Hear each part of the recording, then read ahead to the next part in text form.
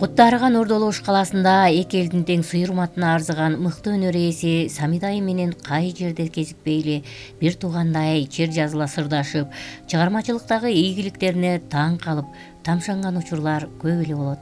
Анын Кудай берген нур жүзү, адамдык асыл сапаты, миң уксаң да чарчабаган керемет үнү, сахнадагы жашоосу, чыныгы талант экенин айкын далилдейт.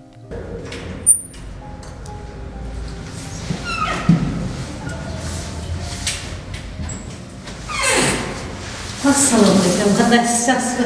Десол жакшы. Самида Халматованы мана bunday спектакльлердеги катнашуу, Салида Халматованын мындай спектакльдердеги катышуусу өтө чоң мааниге ээ. Биз жакында Ош улуттук драма театрынын режиссеру Талант Апиев менен иштештик. Ал биздин жакшы досубуз. Ошо киши менен бирге Коркут ата чыгармасын сахнага койдук. Талант Апиев ошондогу эне ролун чоң болбосо да Салида Халматовага ишенип тапшырды. Себеп бул жерде жапа чеккен эне, уулунун өлгөнүн көрүп зарлаган эне, бүт баарынан ажыраган эне. Ошол Коркут түрк чыгармасы болгон үчүн алды айтышы керек. Мына ушуну Салида Халматова ушунчалык кайгы менен, муң менен укмуш сонун айтканда, мына ушундай мисалдарды өтө көп айтышым мүмкүн. Samida Halmatova juda chiroyli topganda, g'am bilan, alam bilan aytiladi. Mana bunday misollar juda ko'p aytishim mumkin men. Самида Халматова 1962 жылы 20 августта Нокат районуна караштуу Барга айылында туулган. Россия атындагы орто мектепти ийгиликтүү бүтүрүп, 1982 жылы Ташкенттеги театралдык институтка тапшырып, аны 1987 жылы аяктаган. Оштогу Бабур атындагы Ош академиялык өзбек музыкалуу драма театрында иштеп жатканына быйыл 43 жылдын жүзү болот. Эки элдин ортосуна көпүрө болгон Самида Халматованын 40тан ашуун ыры Өзбек телерадиосунун алтын казынасында сакталып турат. Алган сыйлыктары 2005 жылы президенттин ардак грамотасы, 2008 жылы эмгек сиңирген артисти, 2013 жылы сахна периси наамдары менен сыйланган. Ырдайлы кыргыз ырларын аттуу конкурска бир нече жолу катышып, лауреат болгон. Муназафа Мунавара аттуу эки кыздын апасы, 3 неберенин сүйүктүү тайенеси. Урматтуу телекөрүүчүлөр, аял боло туруп, чыгармачылыкта чоң ийгиликтерди жаратуу абдан машакаттуу эмгек. Мына шунун баарына чыдап, төтүп, бүгүнкү күндө Самида Халматова эжебиз элдин кызы болуп отурат.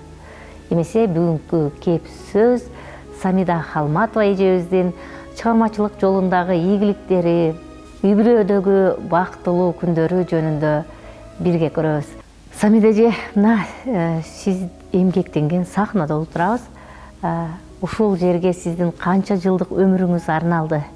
Ушул сахнада, ушул маданиятта эмгек кылганыма 42 жыл болду. Эми 42 жыл дегени чоң эле сан.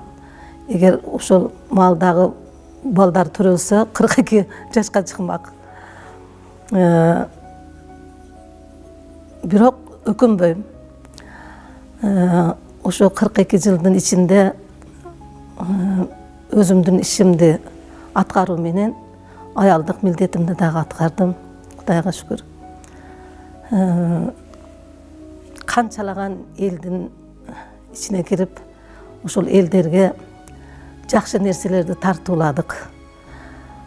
Ушул кесибимдин эң жакшы жагы адамдардын көңүлүн көтөрүү экен.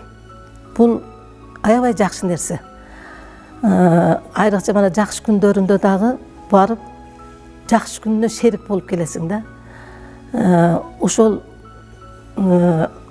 иштеген адамдарды да кичине дем алганда бир ошо демине, ошол күчүнө күч бере турган бир позитив, бир энергияны берип, ушундай жакшы дух менен адамдарды иштөөгө, адамдарды ошол дүйнөдө мындай жакшы адамдар дагы бар.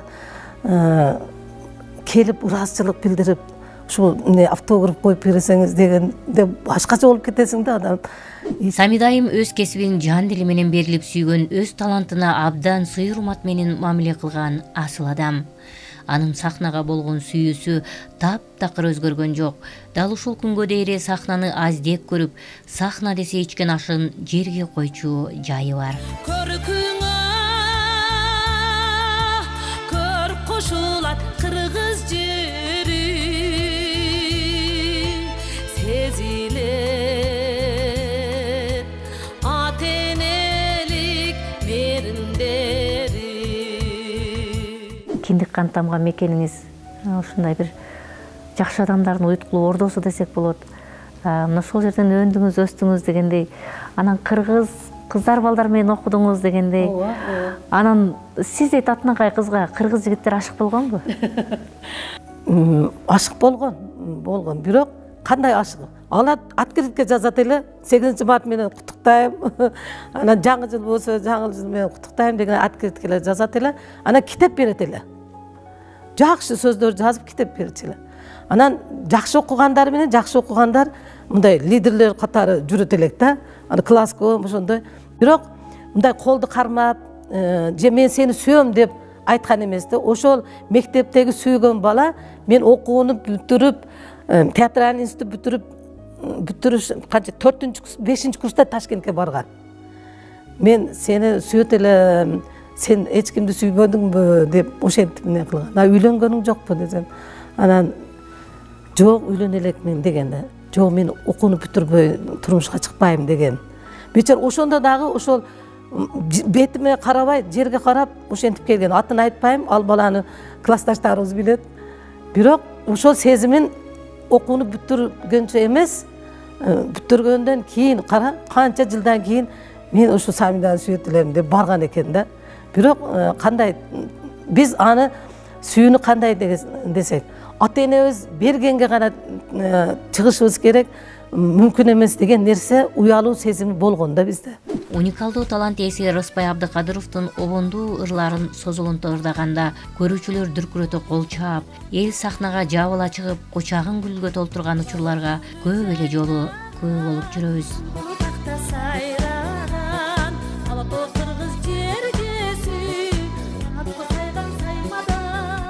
Самида Калматова жөнүндө айтсак, Самида Калматова менен биз сахналаш көп жылдан бери чогуу иш-чараларда бирге сахнада чыгып, ырдап келатабыз.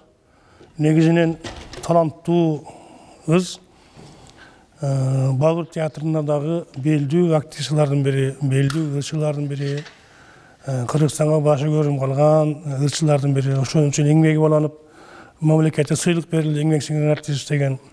Кыргызча так, дикциясы да так сүйлөп, анан кыргызчаларды так ырдайт да. Өзгөчө Рыспай агайдын ырларын сондурдайт. Мен эми оюнчу катары аккордеонду коштоп чогуу чыгып калабыз, мен ойноп берем. Аккуулар сени сагынар деген оонун өтө жогорку деңгээлде аткарат. Жандуу үн менен. Анан бул бир куплетин кыргызча, бир куплетин өзбекче кылып, ошол 3 куплетти кыргызча ырдаса, 3 куплетти өзбекче ырдап, көрүүчүлөрдүн купулуна толуп келет.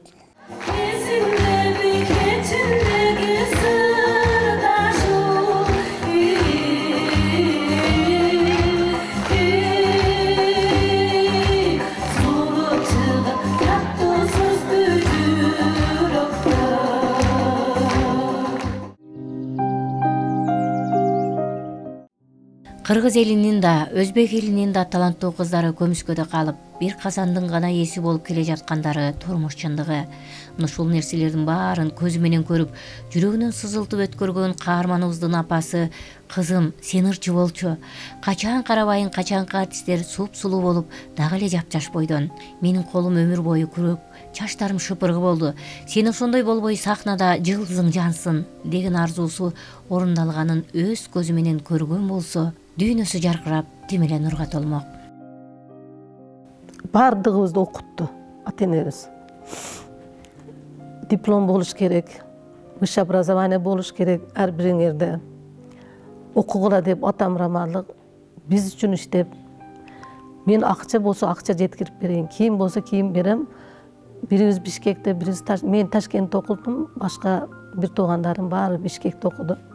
Мына иним ошол апам үчүн доктор болгон.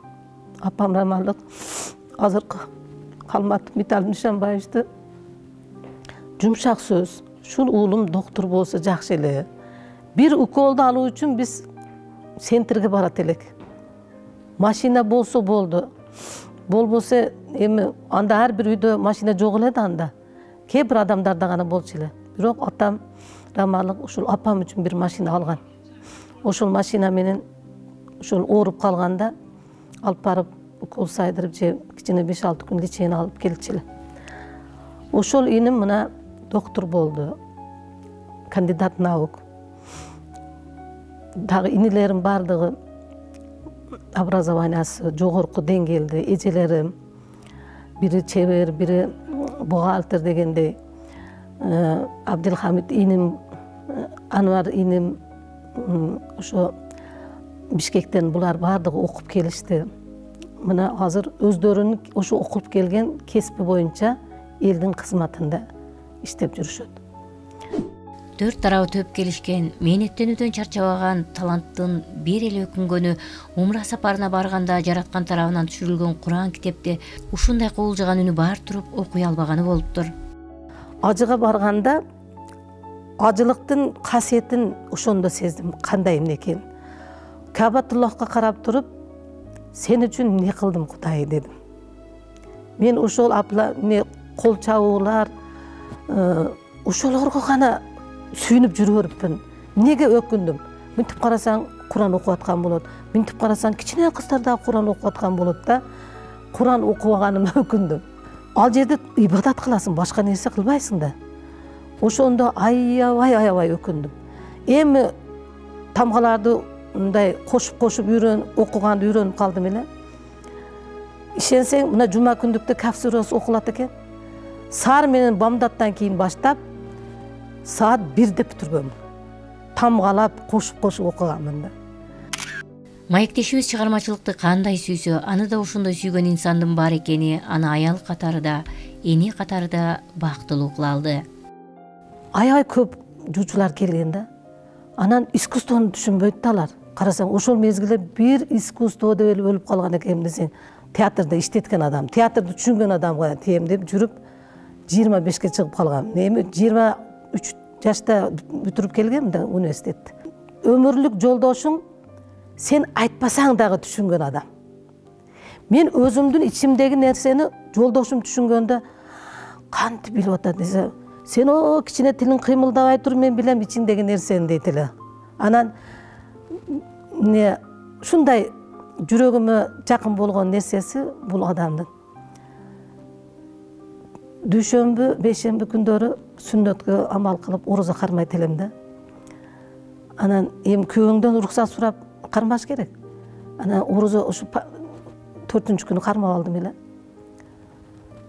Бирдекелерди алып кирип келет эле да. Өзү эмне жесе ошону көтөрүп кирип келет эле. Анан кет жеп ал десе, мейли азыр отуруп туруң, шам болсун дейт элем. Орозосуңбу деп эле чуркап барып, мен балыкты жакшы көрөм аябай. Куурулган балыкты. Кичинемден ушул нерсе мага бир башкача таам, бир башкача даамды берет да мага. Анан балыкты кууруп келип, ооз ачарга ушул балык менен эмне кылат эле да. Эми сапаттарын айтып берсем, анан балдарга тең караганды үйрөттү. Каарманыбыздын 2 кызы тең чыгармачылыкты эмес, таптакыр башка кесиптерди тандашып, бирок апасына ушунчалык жүрөк кубанткан, бактылуулукту тартуулаганын абдан толкундануу менен айтты. Мына 2 кызды тарбиялап, мына чоңойтуп, ошо ата-энемден мен дагы үлгү алып, аларды окуттум. Бири атасын кесипин кылып, мына азыркы күндө тиш доктору болуп иштеп жатат Москвада. Мына кичине кызым Ислам университетин бүтүрүп келди. Мына азыр неберелүү болуп отурам да ошол кызыман. Ошол кызым 1-курста экендигине неге барганмын. Собрание болот экен энелер менен, апа келесизби деди. Барам, кыйын болбойбу дейт. Ал мезгилде 4800 айлык алат элек. 5000 самолетка кетчү эле. Кыжарат болбо кызым, ар айда өзүм акча салып турам. Анан бардым. Ушул İslam Üniversitesi'ndeki adamların şunday mamileleri, student kızlardan eşikten kirsen şunday tazim menen salam berip, koluna bir şirinlik berip kütüp algany. Anan ele kirsem Çubak Hacı Jalilov, Ramal, Ziyabuddin Ustaz, Abdüşkür ağay, şunday ilimdin en ilimdi bizden alımdarımız oturat da. Uşo jerde men misal üçün 28 yıl uşo iskustoda iştegendен keyin emgek singirgen artist degen uşo namdı berildi. Men ançalık sүйүнгөн emesmin da. Oşonda o sүйүнчүм менен onu salıştırıp gördüm da. Uşunday ilimdүүлөр söz baştap, anan Münawvaran Umar Kajayeva'nın apası keldi dediler. Ova men dep turdum otman. Balаны kızdı жақсы tarbiya beripsiz. Ece. Sizge çoğun rahmat. Münawvaranın apası kanday ayal eken dedi gele. Biz oylogondan da жақсы ayal ekensiz dep bir Kur'an kitap menen bir sertifikat berdi da. Bir 2-3 ayalga berdi. Şunday жақсы sözler. Koluma şunday alıp emi al jerdegi sүйүнчүмдү emi bilbeyim. Kudaydın aldında bir yüzüm jarık bolup ketkendey boldu. Өзбекче да, кыргызча да классикалык ырларды дээрине жеткире ырдаган айым шунчалык табиятка жакын үчүн Сулайман тоонун ар мезгилде көрктөнгөнүн, сулуулугун карегине сиңирип, жүрөгү толкуп, бир башкача жашаарын айтат. Мен аябай бактылуу аялмын. Себеби ушундай Сулайман тоонун астында жашаганыман ыраазымын. Аллах Таалам ушундай мени жакшы көрөт экен. Себеби кичинемде эмнени ойлогон болсом ошол нерселер бардыгы болду. Сулайман тоого bir жылда bir келип чыга албай кетчү элек. Азыр мына эгер күндө чыгам десем, күндө менде мүмкүнчүлүк бар. Тереземден карасам Сулайман тоо бирде аппак болуп кыш болгон болсо, бирде гүлдөп жаз келип калат, бирде күз келип калат. Ушундай жакшы жерде жашаганыман. Сулайман тоо менин не дейт, өмүрүм өтүп жатканын дагы эскертип турат. Небере жытын жыттаган адам түмөн түйшүктүн баарын унутуп, жашоонун сөз менен айтып болгусу рахатын сезеттешет. Бул күнгө жеткирген жаратканга миң кайталап шүгүр айтуу аздык кылат. Assalamu alaikum aja. Yaxshi keldingizmi? Lala kızım kızım. Aleykümselam. Oy canım asalım. Ушундай бактылуулукка жеткен күндөрдө бир туугандарын жанында болгону кандай гана зор бакыт. Алар менен бир дастуркунда отуруп чер жазыла сүйлөшүү, укмуш сонун кыялдарга жетелеп, бийик максаттарга талпынууга кадимкидей шык берет. Эжемдин өзгөчө бир айырмасы бир туугандарга аябай жакын. Энезим мээрими толук өткөн десек дагы болот. Аябай күйүмчүл, бардыгыбызга ушу кыжалат болуп, биз чалбасак дайым чалып, сурап, тике каршы көп чала албай калабыз жумуштун артынан. Сүйлөшүп, кандай кеңештер болсо эжебизден алып турабыз. Анан мындай профессионал жактан Кудайга шүкүр аябай сыймыктанам. Өзүнүн үстүнөн иштеп, өзүнүн муну азыркы иштеп аткан профессионал деңгээлде аябай жогору жеткени бул өзүнүн чоң мээнети болуп эсептелет. Сыймыктанабыз, себеби биздин ушул үй бүлөнү үчүн аябай мындай энергияга бай, акылдуу, кандай кеңештер болсо кеңештерди сурап, жакшы көрөбүз бардыгыбыз. Эфирде чыкканда мен апам өтө толкунданып, жакшы мындай сыймыктанат элек бизчи. Ана өзүнүн апамы ошо ниети, ошо актриса болуп ырдаганды жакшы көрөт эле да. Апамы ниети ушул эле, апам айткандай ушундай жакшы актриса болуп жетишти. Жон кызым, эhtiyot бол. Барып коңгурак кылып кой, хоп? Эhtiyot бол. Айланайын сенен кызым.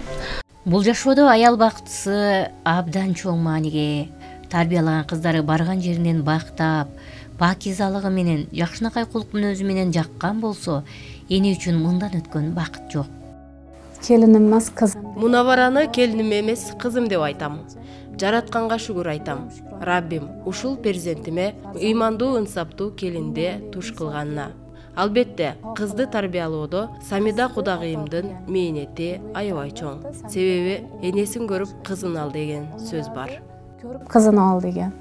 Апам биз үчүн бейиш аялы деп айтам, себеби апамдын кылган бизге үйрөткөн нерселери, тарбиялаганы аябай туура деп айтам, себеби бул пайгамбарыбыз саллаллаху алейхи вассалам ошол балдарды туура тарбиялашка үйрөткөндүгү үчүн апам ошол хадистерге амал кылып, сүннөттөрүн билип, бизде ошол наркы дүйнөдө кыз баягы жакшы кыз болсо, салиха кыз болсо, бейиштик дейт го. Ошон үчүн бизде ошол ислам университетине мени киргизип, 4 жыл бул жерде өзү жалгыз жашаганына карабай, апа, сиз бул жакта өзүңүз эле каласыз го десем деле, жок кызым, сен ошол илимди үйрөнгүн, наркы дүйнөдө мен ошол тач кийишиме себепчи болгон дегендиги үчүн деле апам сабыр кылды. Мен ошол жакта 4 жыл окуп, ислам университетин бүтүрдүм, альхамдулиллах.